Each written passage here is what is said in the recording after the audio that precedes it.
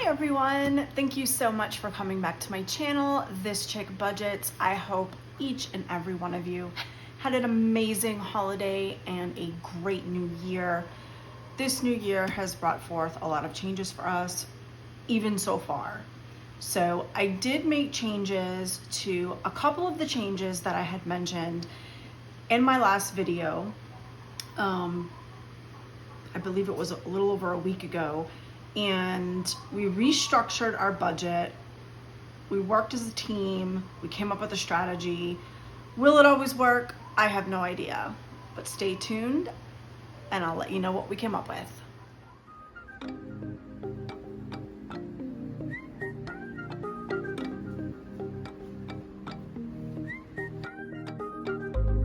Sound drive.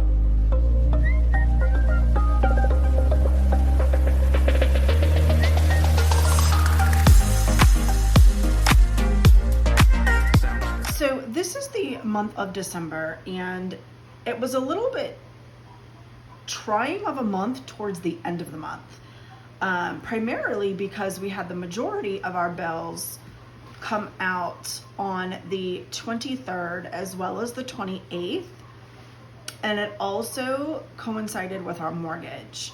So all of our big bills kind of happened in the same paycheck as our mortgage payment, and that very rarely happens.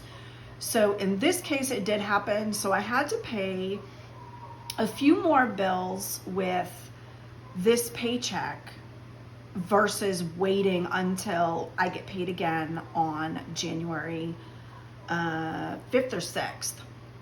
One of these, I think it's the 6th. 1, 2, 3, 4, 5, the 5th. So some of the January 5th bills that were intended to be paid that paycheck were paid with this paycheck on December 22nd, just to kind of lessen the blow, because our mortgage is almost $2,100 with an income of $27,000. So it was going to be very, very tight, that check. So I decided to use both checks to my best advantage. So here's how I did that. So this was the plan that I had originally for our December 22nd paycheck. Now, time got away from me. Our kids showed up. My brother-in-law ended up being home for almost 2 weeks. So I didn't have time to come up with a plan B. I really didn't even have time to think. There was just family here. We were, spending time together as a family. I wasn't on my phone, wasn't on the computer. So I didn't even give this any thought. So I gave myself some grace and I went with my original plan, which I typically do not do. But I did go with this plan, and all of these bills have been paid. This check is done. Now, what I had written in red, these are the 4 bills that I decided to pay that were going to be due after our January 5th paycheck. This is to free up money during that check so that we weren't so strapped. So I did prepay my car and our lowest credit card. That minimum payment was coming up. Also our taxes, just because it was a hefty number that I could take care of, as well as our Synchrony card. I was able to do our variable expenses, date night food, miscellaneous, and gas, and do a little bit in our sinking funds, but not that much. So bumping up to January. Y'all, I started this book in October, so I still have my previous months to work with. So I'm just going to go back to the beginning of the book. Sorry for my chickens, y'all. I know you can hear them laying in the background. This is my January spread. And you'll see in orange our pay period. But in yellow is what I used from my December 22nd paycheck. So these bills are already paid, leaving me with my mortgage, my Amazon credit card, my solar payment, and my 2 other credit cards. That was all I was able to use this check for. We didn't get overtime. We didn't get any extra money. I didn't make or even try to make money on our side hustles that period. So our income is what it is. So that freed up a lot of money to enable us to do that without hurting so much. So this is our January 5th paycheck. So we are bringing in $27.75. That is typically our standard income. Then I decided not to go up. I usually round up my mortgage to $2,100. Even though it's not a big amount, it still enables me to put some extra money on our mortgage.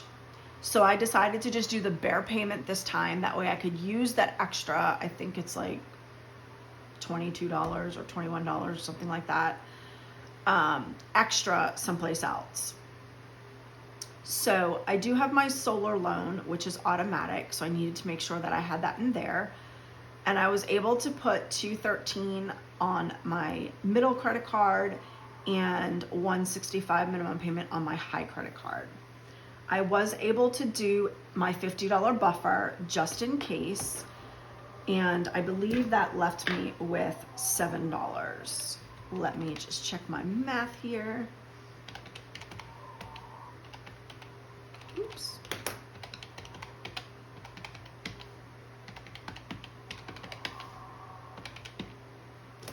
And that is 2768.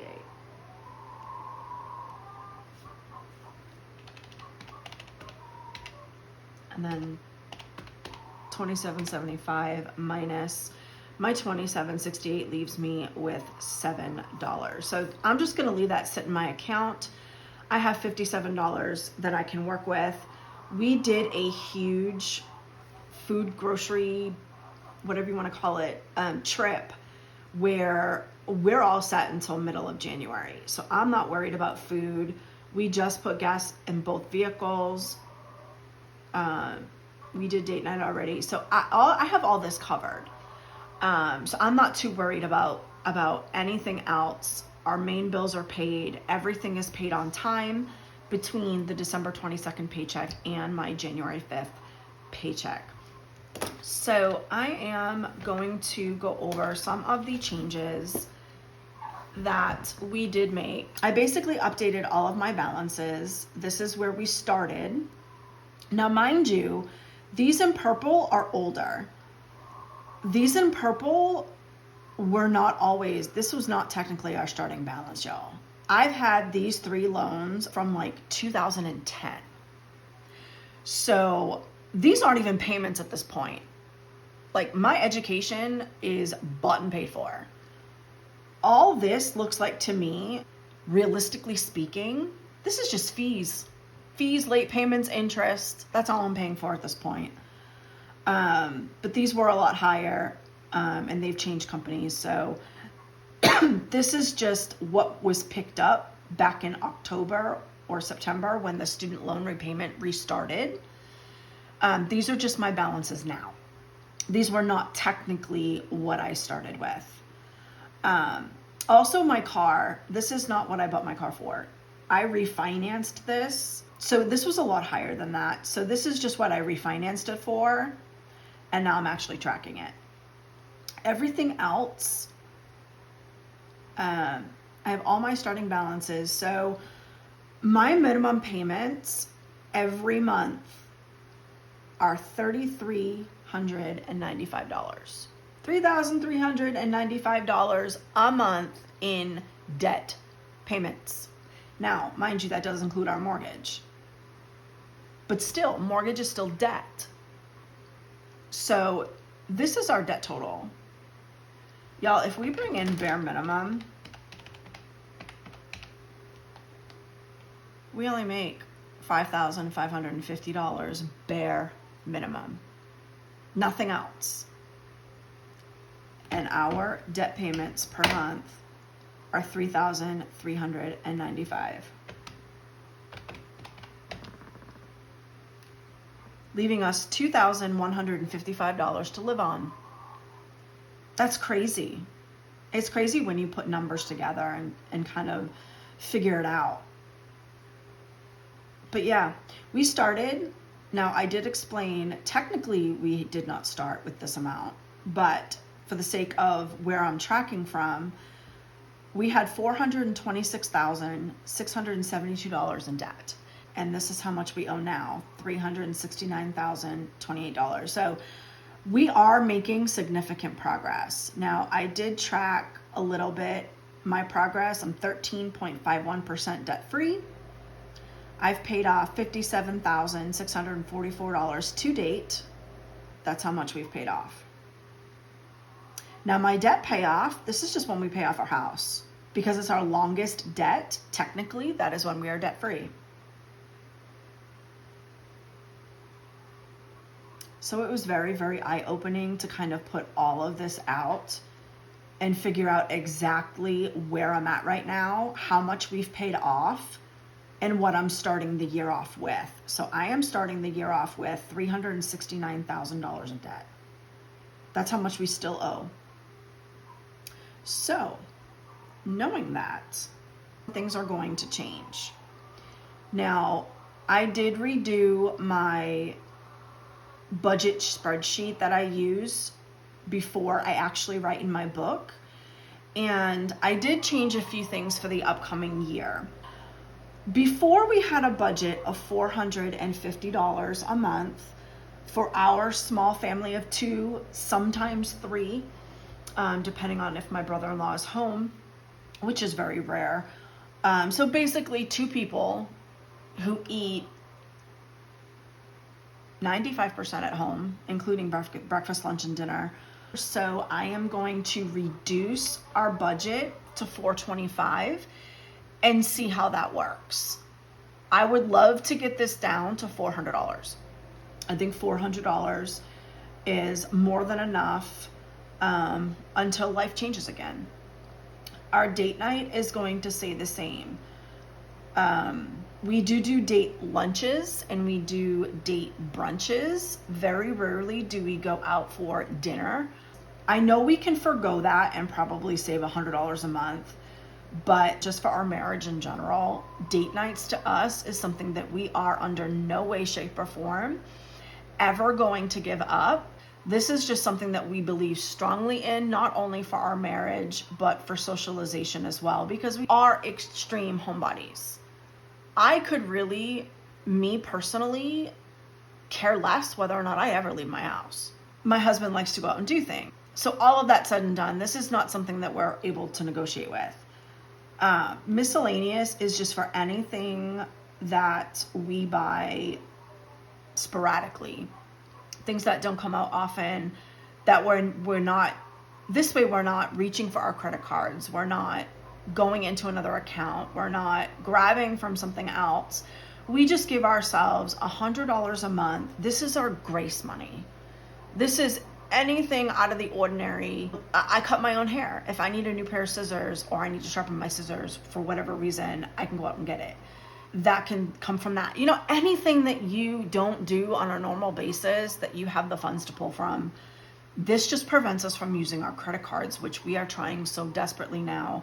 I wouldn't say so desperately, but we're trying very aggressively to pay off. And this just gives us that wiggle room. Not only that, there is a habit that I am trying to cut, and that y'all, I still smoke on an e-cigarette. If I could smoke cigarettes and not have consequences from it, y'all, I would. People are probably going to have their own opinion and comments about that. I am just one of those people. I love smoking. It's just something I enjoy. I know it's disgusting. It makes you sick. I know all of that. As natural and as crunchy as I can be, this is just one thing I've never been able to kick. Ever. Ever, ever, ever. Y'all, I've been smoking since I was 16. So I have been on the e-cigarette kick trying to stop, and it is just my absolute pain in my side that I just cannot. I cannot kick. So I'm a very stressful person. I'm a worrywart by nature. All of that, severe OCD, anxiety, you name it. Mixed with the past couple of years, quitting smoking has not really been, it's not been a pleasant journey at all. So This also includes that. I'm not a heavy smoker, but it's still there. So my e-cigarette thing comes out of this fund also, even down to if once in a while my husband wants to buy a lottery ticket, he pulls from that account also. So this isn't something that we typically go into. It's just something that's there, something that we can pull from, like I said, so we don't attack our credit cards. Gas and fuel. I did increase this from $100 to $125, primarily because my husband's truck runs on diesel. It does not run on gas. So with the cost of diesel fluctuating and the gas also fluctuating, I increased this so that we didn't go over. Our last two budgets that we did for November and December, we did go over on his truck due to the cost of diesel. So I did increase that by $25. I still kept my $750 the same though. I took $25 from our grocery budget and I put it on our gas. Our changes for 2024 that I also discussed in our last video, I narrowed it down to the basic four. I narrowed it down to equipment, animals, cash, and auto. And I really dropped those budgets because I really wanted to make the biggest bang that we could and pull from every which way to where we could re-strategize our budget and put more dollars on debt. In thinking about it, we didn't want to strap ourselves so strictly to where we had no wiggle room at all. We know what is upcoming for this house this year. We know the biggest expense this year that we have to do is our fence. The fence we've been trying to put off for a very long time. The back butt end of our property is not fenced in. And now that that land has been cleared, it has posed a problem. Due to us being in a rural area, because the back butt of our property is not fenced, we are finding people walking in the back of our property. In all seriousness though, this fence has to be done. Now, part of the fencing was always going to come from the savings we already have on hand. We were able to save up a couple $1,000s to get this done. The other part of that was going to be charged on our credit card because to have a company come out and finish our fence, we got quoted $10,000. Yeah, I don't know where that 10 grand is going to come from, but it ain't going to come from me. So our neighbor is going to help us do this ourselves. And basically we're only paying like a third of the price. So we know that we do not have all of the funds up front to make this happen. So I am going to do our best. May not be every paycheck, but I am going to do our best to put away some money to lessen the blow on the credit card. Due to the seriousness of what we're facing in recent weeks and my safety, we need to put up a fence. And that includes cameras on the back fence. So with that set in mind, or with that kept in mind, we also have our life prep fund. We are not young. We are not old either. I am only 43. My husband's older than me. Not by much though. So we know that now that we have a home, we wanted to live the rest of our life here. And with that, we need a will and we need additional things come later on in life. And I really don't want to come up with all of that all at once. I would rather save for it little by little so when the time comes, we have the funds to do with what we want. So that is what we are contributing $2 a paycheck for. Now, I upped our auto repair. Y'all, I bit myself in the butt. I have said that our cars were taken care of. We didn't need an auto fund that is aggressive as you would find maybe, let's say, on other channels or that one would think would be appropriate. Last week, y'all, radiator blew in my car. Oh my gosh, for someone who does not drive and hardly goes anywhere, I was shocked that I had a hole in my radiator. Thankfully though, my brother-in-law and my husband were home, and after a day and a half and a lot of cussing later, I now have a new radiator that we were able to do ourselves for $310. So that ultimately got charged to the credit card, which I was not expecting, which is now angering me because I had too much faith, y'all. Too much faith in my vehicle. I've had the same car for the past 5 years, and this is the first thing that has ever gone wrong on my vehicle. It's been a dream, absolute dream, until now. So now I have a new radiator, y'all, but it added to our credit card debt, which did not make me happy. So I am going to put $10 into an auto fund to help that situation so I'm not blindsided if something else happens to my vehicle. This was $5. I have bumped it up to $10. We're just doing the pure $20. This is just the bare minimum you can take out of an ATM. I'm just going to keep it there. $3 for garden and seed. I do compost. I do have a small compost. I wouldn't say it is large.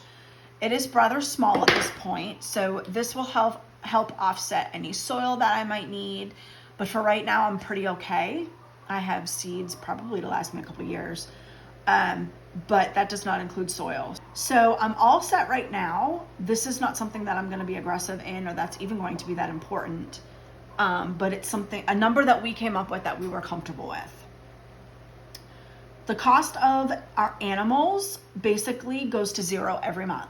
I just put in there what we need.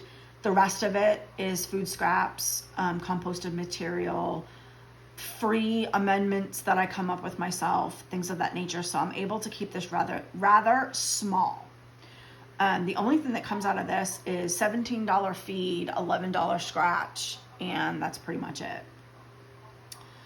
Our equipment upkeep is basically for our mower. This is for diesel because our mower takes diesel, and also oil changes. Home repairs, thankfully, we do not have home repairs that have needed to be done. We are coming up to our coldest month, which is January, and we know that pipes have frozen in our area before.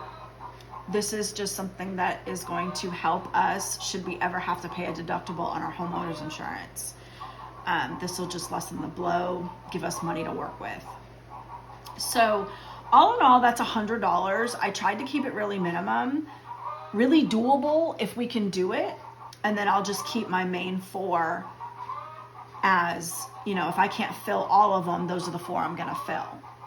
So $100 and $750 for our variable. I kept our extra debt payment chart the same. And I did add my husband's IRA. We both have IRA accounts, however, we don't fund them. We're going to start contributing again. Hopefully we can do it each month. And then our emergency fund, which we will contribute, and then any repayment that we get back from our kids owing us money will get dumped into that fund as well. But for right now, we want to contribute $25 to that. And then our pool repair, our pool needs a new liner, y'all. It is a very long story. Bane of my existence, never own a pool. I will never do it again, but $5 to save toward that. So there's just $40 toward our additional savings. And that is kind of how we mapped our 2024 goals out. We dropped things, we've added things, we decided to do things different. And hopefully we can do some major damage this year. Now, I did have a goal that I mentioned toward in our last video, was to empty our storage unit and cancel our renter's insurance. I was hoping to get this done by January or in January. I don't think it's going to happen until February or March.